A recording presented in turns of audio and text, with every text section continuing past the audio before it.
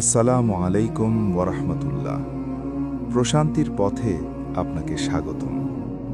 জীবনের এই ব্যস্ত ও কোলাহলপূর্ণ সময়ে আসুন কিছুক্ষণের জন্য আমাদের হৃদয়কে আল্লাহ স্মরণে প্রশান্ত করি। আমাদের জীবনে এমন কিছু সময় আসে যখন চারপাশটা একদম অন্ধকার মনে হয় সব দরজা যেন বন্ধ হয়ে গেছে। হতাশা আর দুশ্চিন্তা আমাদের ঘিরে ধরে, কিন্তু একজন মুমিনের জীবন কখনো হতাশায় শেষ হতে পারে না।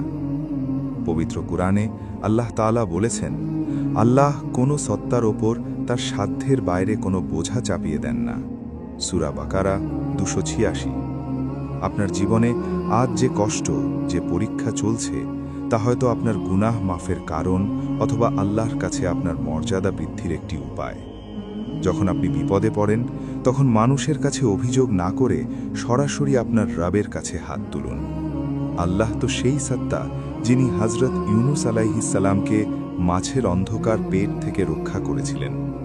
আপনার অন্ধকার কি তার চেয়েও বেশি গভীর? কঠিন সময়ে ধৈর্য ধারণ করাটাই হলো আসল ঈমান। আসুন আজ আমরা আল্লাহর কাছে হৃদয় থেকে একটি দোয়া করি। হে আল্লাহ, আমাদের হৃদয়কে আপনার দ্বীনের ওপর অটল রাখুন। আমাদের জীবনের সমস্ত দুশ্চিন্তা দূর করে দিন এবং আমাদের অন্তরে এমন প্রশান্তি দান করুন যা শুধু আপনার স্মরণেই পাওয়া যায়। আমিন।